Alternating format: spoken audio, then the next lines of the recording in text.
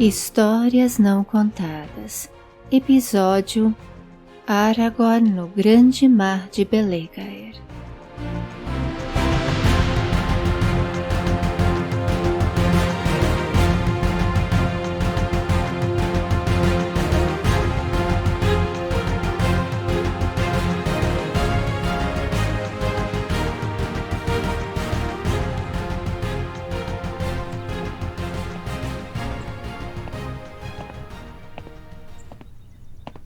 O dia ainda não havia chegado na cidade costeira de Pelargir, mas uma claridade tênue que crescia gradualmente anunciava que Arian, a Sol, logo se ergueria sobre a Terra-média. As lamparinas presas aos postes ainda estavam acesas, assim como a luz em algumas janelas nas casas, sobrados e prédios da cidade, onde seus moradores se preparavam para mais um dia de trabalho. As ruas da cidade ainda estavam quietas e tranquilas, com um e outro transeunte caminhando pelas calçadas. Entre essas pessoas estava Aragorn, conhecido ali como Thorongil, capitão de Gondor. Ele caminhava devagar e usava roupas de viagem. Também carregava uma grande bolsa com 2 alças presas aos ombros, e sua espada estava presa ao cinto, por baixo de uma longa capa impermeável, feita de couro. Para além desta, ele também possuía uma capa élfica, tão impermeável quanto as capas da gente dos homens, porém ela era de tecido, fiada à maneira dos elfos e com sua magia antiga. O Dúnadan, no entanto, não a usava na terra dos homens, onde os elfos eram mais uma lenda distante do que pessoas reais. Além de que a peça de vestuário lhe traria uma atenção desnecessária que ele não desejava. Por isso, ela ficou guardada em seus aposentos na cidade de Minas Tirith. Aragorn entrou no porto e ali já era visível o aumento da agitação. Pessoas trabalhavam com pressa, fazendo os últimos ajustes para a viagem que começaria assim que tudo estivesse pronto. Enquanto outras pessoas, menos apressadas, preparavam os barcos menores para a pesca do dia. "Chegou cedo, capitão de Gondor", falou Valandor com um certo desdém na voz. O capitão do navio Cisne Branco estava supervisionando o embarque dos suprimentos e mal se virou para Aragorn quando falou com ele. A pontualidade é uma virtude que deve ser praticada até que se torne um hábito, respondeu Aragorn educado. "Uma das lições que aprendi com meus mestres." Resmungou Valandor, sem dar muita atenção.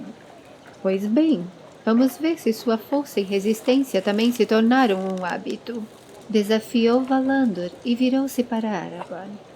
"No Cisne Branco você não terá regalias, capitão Thorongil. Dormirá nas redes e trabalhará como todos os marinheiros. Se isso o incomoda, ainda está em tempo de desistir." Aragorn sabia que Valandor estava dificultando ao máximo as coisas, pois não queria levá-lo a bordo. Mas ele era um Dúnadan e estava firme em seu propósito. "Para mim não há incômodo algum. São aquelas caixas ali?" apontou Aragorn. "São. E tem mais algumas dentro do armazém.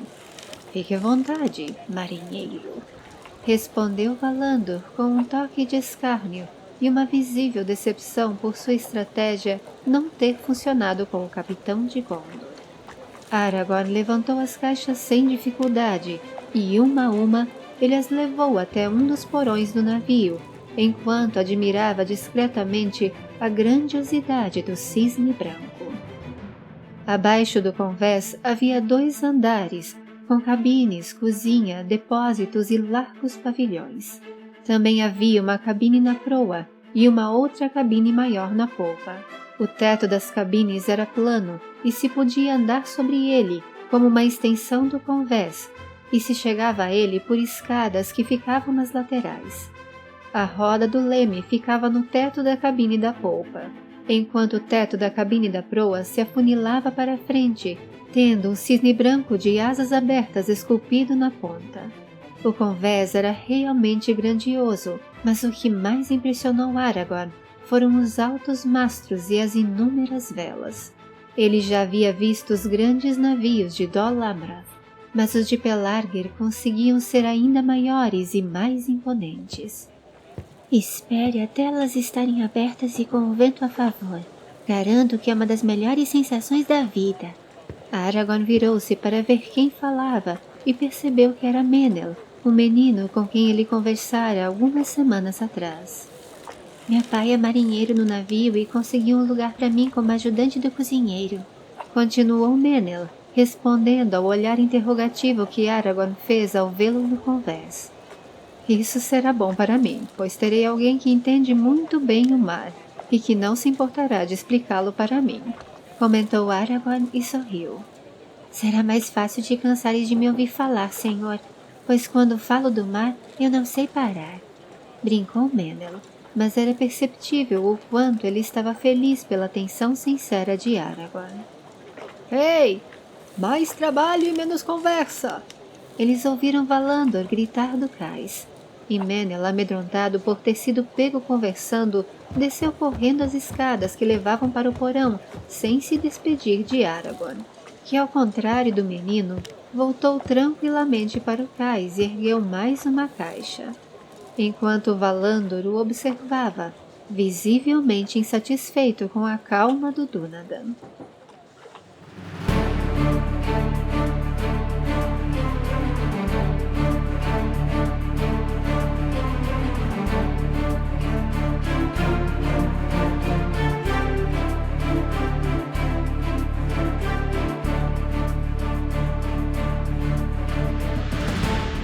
Quando tudo estava devidamente preso e amarrado no navio, a agitação ficou mais intensa, com os gritos de Valandor e dos marinheiros que corriam de um lado ao outro no navio, enquanto alguns, pendurados nas redes presas aos mastros, soltavam as velas, outros trabalhavam com as cordas no convés. Entre esses estava Aragorn, que passara as últimas semanas aprendendo tudo o que podia sobre o funcionamento de um navio. Mesmo assim, ele sofreu um pouco mais do que seus companheiros para concluir sua tarefa, pois um treino em um navio parado, com um homem bondoso como Mestre Aldamir como instrutor, era bem diferente da correria e pressão que acontecia na saída de um navio do porto de Pelargir. 2 homens giravam 2 manivelas que faziam uma corrente grossa subir das águas. Em pouco tempo, a âncora estava pendurada e presa na lateral da proa do navio. As velas foram sendo soltas aos poucos, e conforme elas se abriam, o navio começou a seguir em direção ao rio. Quando o navio entrou no Anduin, o restante das velas foi solta, e como Menel havia dito mais cedo, o vento que vinha do nordeste estava a favor das velas, pois este as empurrava junto com o navio rio abaixo. Quando o navio ganhou velocidade e o trabalho urgente havia acabado, os marinheiros celebraram com gritos de júbilo a nova partida para o grande mar. Aragorn os observou sorrindo, contagiado por toda aquela alegria. Aqueles homens realmente amavam o que faziam. Mesmo Valandor ria e celebrava com os marinheiros, e Menel, parado ao lado do pai, acima da cabine na proa, olhava à distância sonhador, erguendo os braços para sentir melhor o vento, que levava o cisne branco a navegar cada vez mais rápido. Mais uma vez, como Menel havia dito que aconteceria, Aragorn foi conquistado por aquele novo mundo. E por um longo tempo, ele ficou ali, parado, encantado ao ouvir o som do vento nas velas e das ondas batendo no casco do navio, entendendo melhor o fascínio que muitos dos elfos demonstravam ao falarem do mar.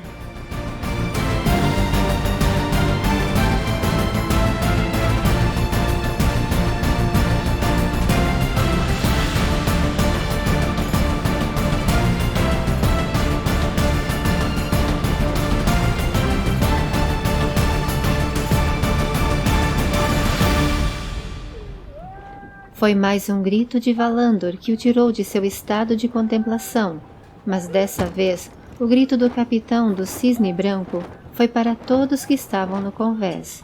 Era a hora de voltarem ao trabalho, e assim Aragorn o fez. Ainda deslumbrado com tudo que ouviu, viu e sentiu naquela embarcação. O vento nordeste continuou abençoando o cisne branco por várias horas e as margens do Anduin foram ficando mais distantes enquanto o rio se alargava. Os gritos de Valandor e dos marinheiros recomeçaram quando eles chegaram ao delta do Anduin, também chamado de Eitir Anduin.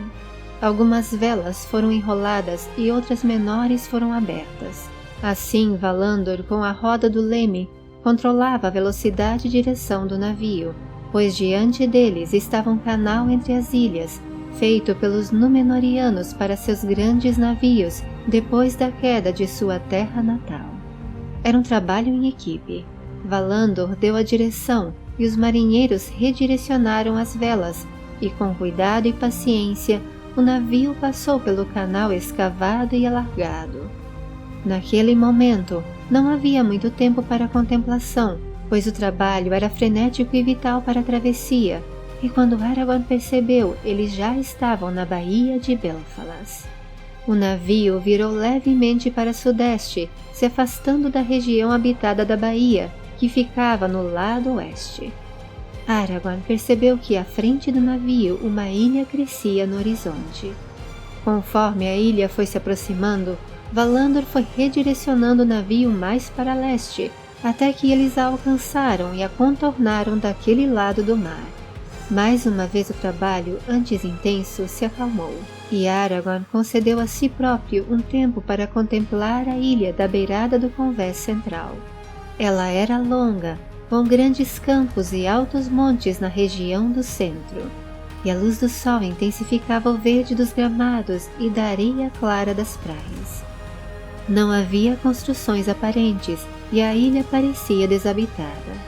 No entanto, não havia desolação. Tudo era pacífico e belo, e Aragorn perdeu a noção do tempo enquanto contemplava aquela nova região do reino de Gondor. Esta é a ilha de Tolfalas, a última ilha antes do Grande Mar. Ela quase foi destruída na época do afogamento de Númenor. A terra que vês do lado leste é Harandor, o sul de Gondor. Ela subiu e se alargou com os tremores e as correntes nas profundezas. A cidade de Pelargir, antes próxima à foz do Anduin, foi elevada mais para dentro do rio. Pelo menos o que sobrou dela depois de todas aquelas mudanças no mundo. Falou o pai de Menel, ao parar ao lado do Dúnadan. Lembro de ter visto todas estas coisas nos mapas, mas confesso que tudo parecia muito menor no papel. Tolfalas, por exemplo, é muito maior do que eu havia imaginado. Aragorn fitou a ilha por mais algum tempo, perdido em pensamentos. Tu és o pai de Menel, creio eu, disse Aragorn finalmente, virando o rosto para o senhor, que parecia uma versão mais velha do menino. Sim, eu sou, e te agradeço por seres atencioso com Menel. São poucos os que se dão ao trabalho de prestar atenção nas crianças. Menel fala com muito entusiasmo de ti. E vê bem, o entusiasmo de Menel às vezes pode passar um pouco do aceitável. Então, se ele começar a perturbar-te demais, me avise que eu me resolvo com ele. A propósito, meu nome é Baranor, a teu serviço. Ao teu e de sua família, retribuiu Aragorn, virando-se para o marinheiro. Meu nome é Thorongil, mas creio que tu já o sabes. O marinheiro sorriu para Aragorn em resposta. Quanto a Menel, não há com o que afligir teu coração. Gosto do entusiasmo que teu filho demonstra. É inspirador. Os excessos que tu temes são para mim reflexos da idade e não me incomodam. Veremos se tu manterás teu discurso daqui a alguns dias, capitão Thorongil. Brincou Baranor e voltou a olhar para a ilha de Tolfalas, que passava lentamente ao lado deles, como um gigante adormecido. Por fim, Baranor voltou a falar. Concordo com teus planos sobre a construção da frota. O mar tem sussurrado ventos de mudança, mas poucos são os que ouvem, ou querem ouvir. Espero que tu consigas convencer o capitão Valandor. Ele é, digamos, duro e firme como um rochedo. Se não tomarmos cuidado, podemos nos despedaçar nele. Mas se soubermos como nos aproximar, Ele será uma proteção sólida e constante contra todos os ventos do mar. Baranor fitou Aragorn. Te desejo sabedoria e sorte, capitão. Aragorn entendeu o que Baranor queria dizer com aquela analogia, mas antes que pudesse responder, eles chegaram ao mar aberto, fazendo a gritaria e agitação retornarem ao convés, os levando de volta ao trabalho, enquanto as velas maiores eram desenroladas novamente e o navio ganhava mais velocidade. Eles finalmente estavam no Belegaer, o grande mar.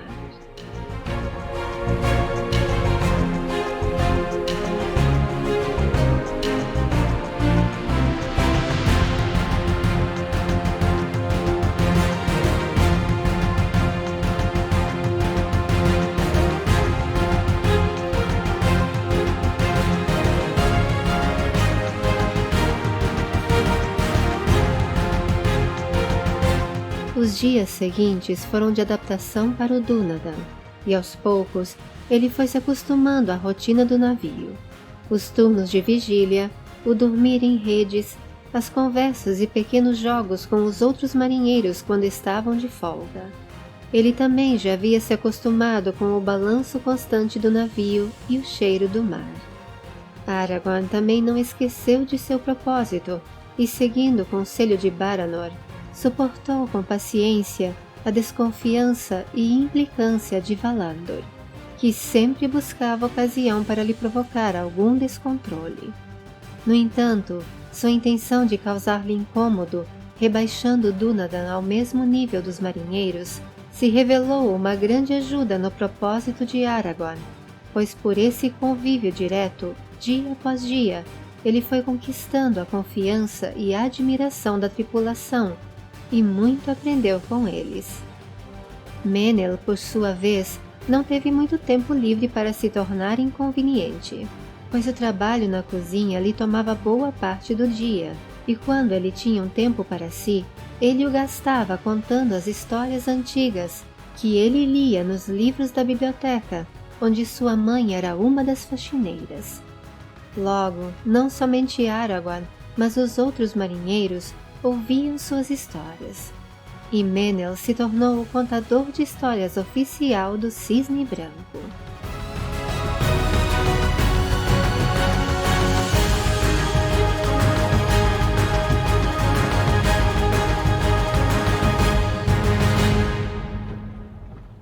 O vento está mudando, capitão! Gritou a voz do marinheiro do cesto da Gávea, que era uma pequena plataforma redonda no alto do mastro central. Anoitecera pouco mais de 1 hora, e o céu estava escuro e pontilhado de estrelas, dando pouca visibilidade aos pontos mais distantes do mar. — Quanto tempo? Gritou Valandor do convés. — Pouco, senhor! Já está quase virando! Gritou o marinheiro lá do alto. — Vento vindo da proa! Navegação a bolina!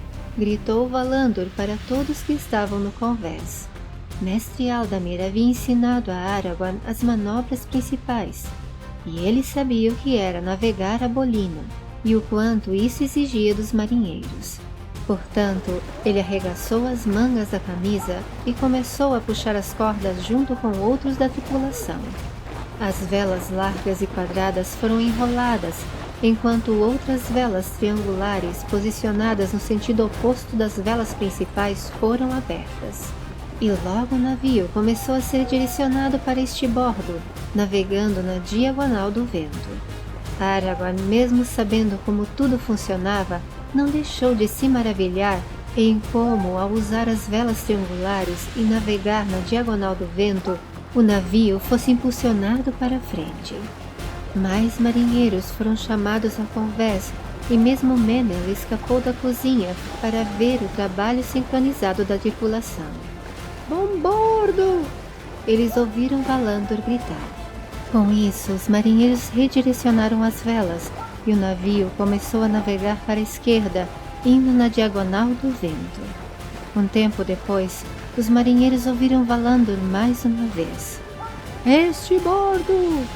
E novamente, com a sincronia da roda do leme guiada por Valandor, e do redirecionamento das velas, eles voltaram a navegar para a direita, permanecendo na diagonal do vento.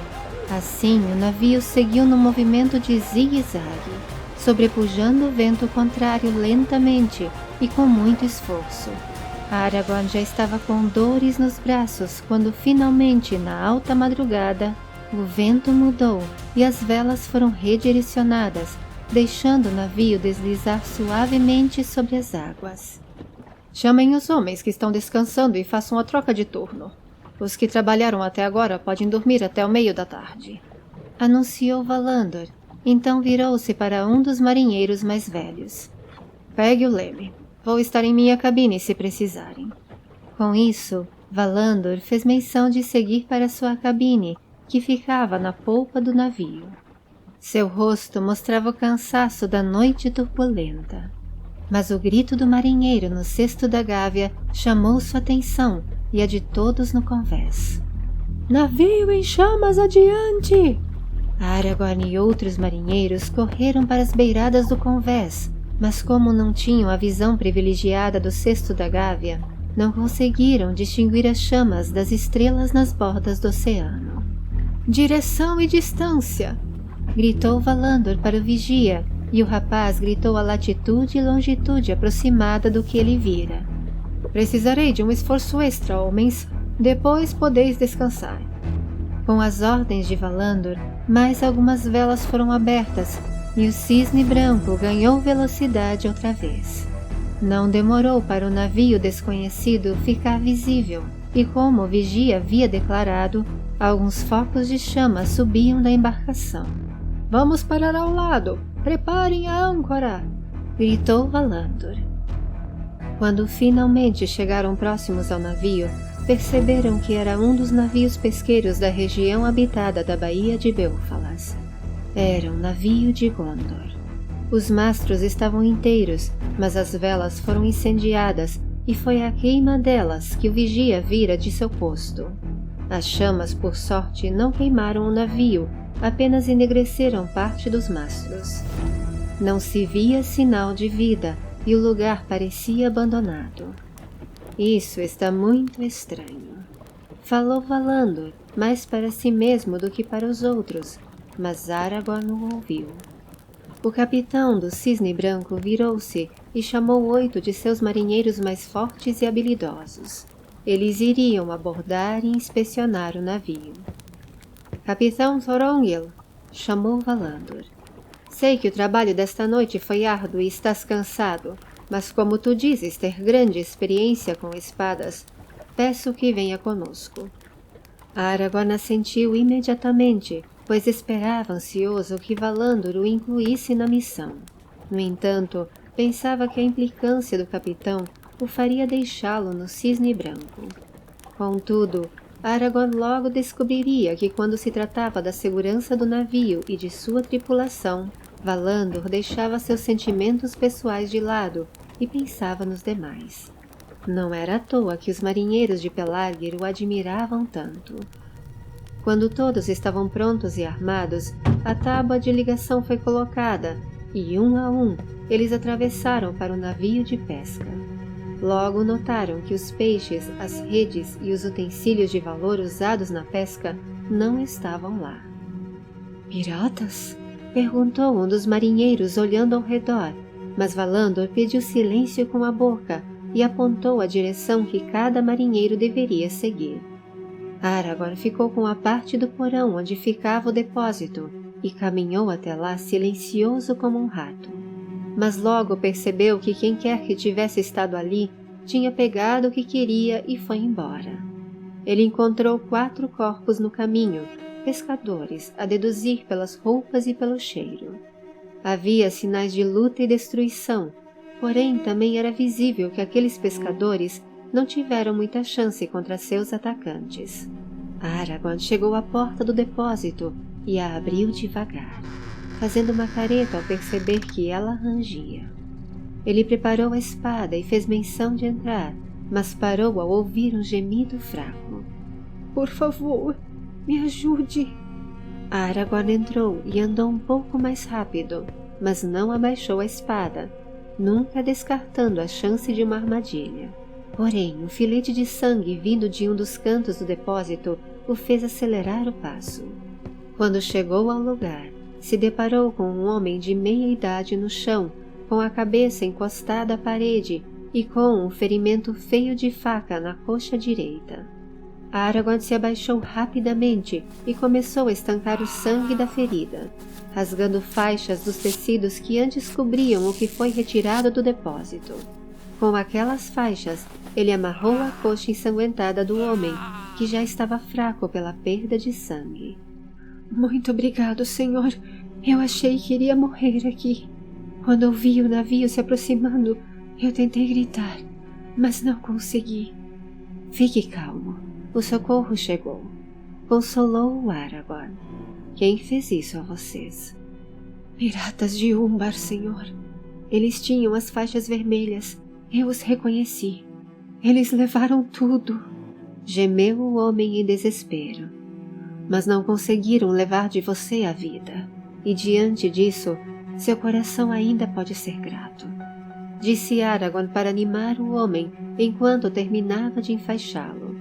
O homem chorou um choro contido, movido pelo alívio do resgate e a dor por tudo que havia passado. Logo, Valandor e mais um marinheiro se reuniram a Aragorn no depósito, e o homem foi levado ao Cisne Branco, recebendo os devidos cuidados do mestre curador que viajava com eles. Infelizmente, ele foi o único do navio que sobreviveu. 2 dias depois, 3 marinheiros do Cisne Branco receberam a incumbência de retornarem com o navio pesqueiro e o homem ferido para a Baía de Belfalas, levando consigo as boas e as más notícias. Depois que o navio pesqueiro havia partido, Valandor reuniu toda a tripulação no convés. Marinheiros do Cisne Branco, sei que saímos do porto de Pelargir com outra missão, mas não podemos deixar que esses piratas continuem a saquear e matar nosso povo. Proponho fazermos um desvio de rota e caçarmos esses ladrões. Quem está comigo? A reação da tripulação foi imediata e unânime, com brados e gritos eufóricos. No entanto, Aragorn estava preocupado. O que ele viu naquele navio pesqueiro foi o trabalho de gente experiente na arte da batalha. E os marinheiros do Cisne Branco, mesmo com certo treinamento, não seriam páreo para aqueles piratas. Ele precisava alertar Valandor e fazê-lo confiar aquela missão a ele, se quisessem ter alguma chance de vitória. Contudo, a pergunta importante agora era: como ele convenceria o capitão do Cisne Branco, sendo que Valandor mal o suportava? O desafio, que já era uma tarefa difícil antes, acabara de virar um desafio ainda maior.